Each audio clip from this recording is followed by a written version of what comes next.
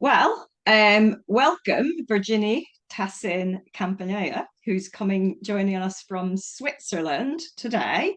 Lovely to have you in this series of talks.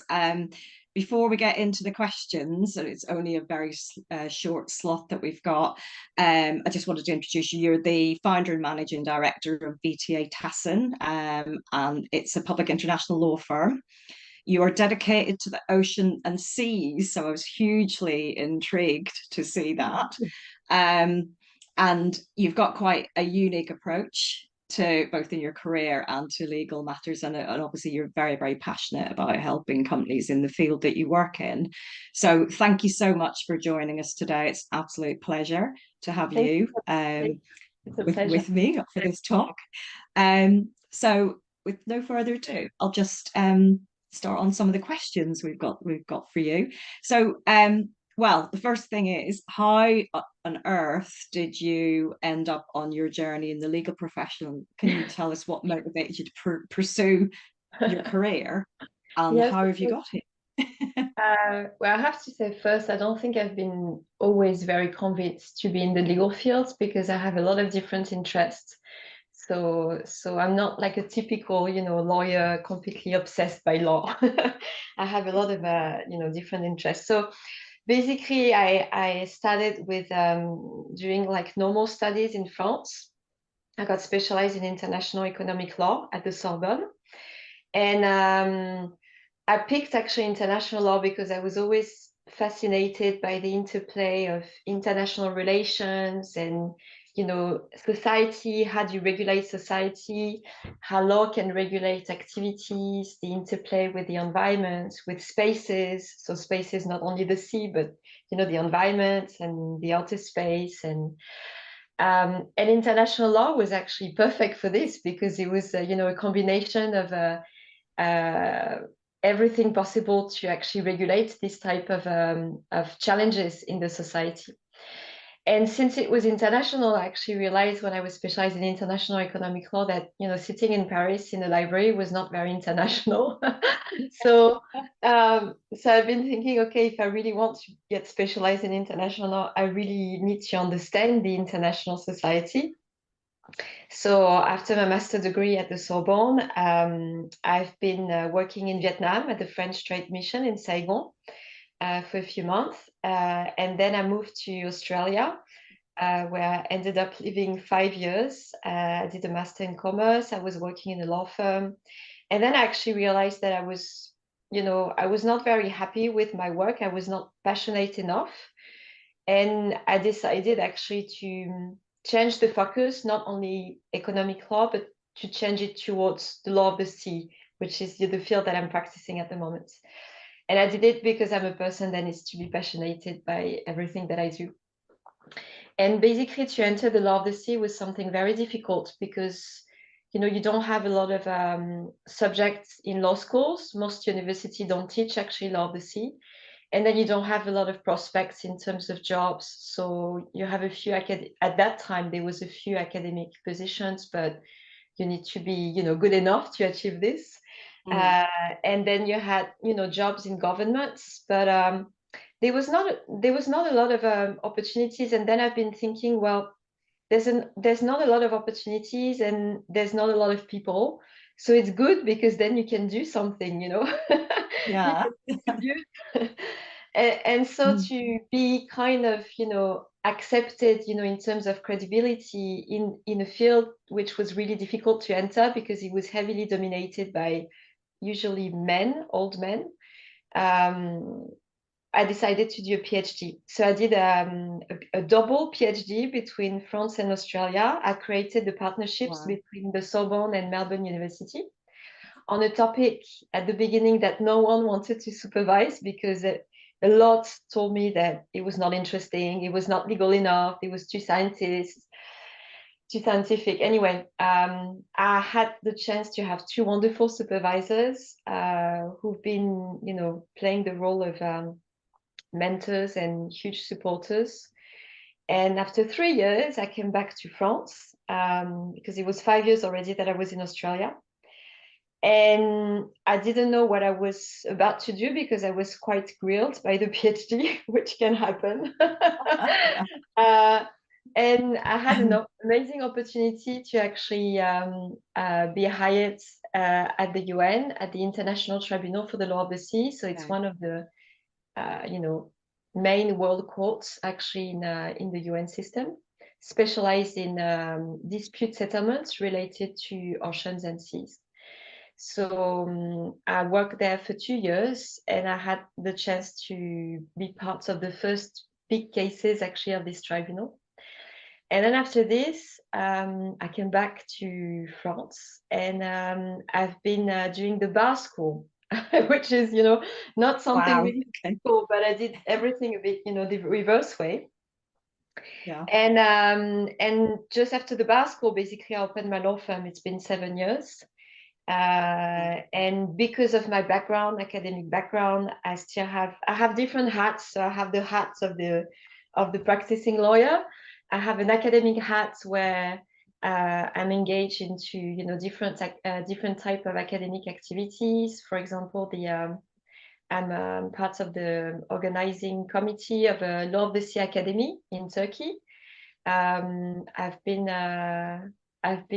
I had the chance to be nominated as a vice president of a scientific council in the Law of the Sea Institute in Monaco. I'm still publishing books, so I'm about to publish my third book, and Wow. doing a lot of guest professors roles when I can, when I'm invited. So I'm very passionate, and I have like lots of different things actually under my belt. Well, I was going to ask, do you ever get to sleep with all that to I have do? to say it's Um, been a big problem, yes, in my life. Now yeah. it's better. Um, But but yeah, you've really nicely managed to fit so many things together in such a unique way. But I imagine that you will have had some challenges, as a woman. You mentioned there earlier, like going into an industry where it's quite highly male dominated. How do you think you've obviously overcome them because you've been greatly successful in what you've done? But how? What would you share with any of our listeners? it's, I think a lot of women have different journeys and experiences. So mine has been really smooth and not smooth at the same time. Smooth because I had wonderful model figures and male model figures who helped me so much. And they've been really supportive, but not saying that everything will be fine, but just saying like, it's going to be hard and you need to get prepared to it. And I grew up in a family where my dad was really realistic about this. So I've had very good foundations, also in terms of, the character to deal with these type of things. You have to. Um, but I will say like in terms of equality, it's been like a strange journey. When I was at the UN and when I was in universities, I never felt anything really discriminatory. I felt like it was really welcoming environments for women with a very strong commitment towards equality. In the private practice, it's been different. But then my experience of the private practice is different also because I'm independent. So I haven't practiced in a big law firm, for example. So I've experienced it through the eyes of a sole entrepreneur practitioner. Okay, yeah. And on the top of it, developing innovative services. So it's been like, all of it together. I will say the main issue that I had as a woman was actually not necessarily being a woman, but being a young woman. So I will say it's more age discrimination and lack Okay. of respect generally towards, the value of women or the way you communicate or the way you think differently than just being a woman, because I always been accepted as a woman. I had this chance. But the age, I think it's maybe more typical of my field in international law because it's a very elitist field.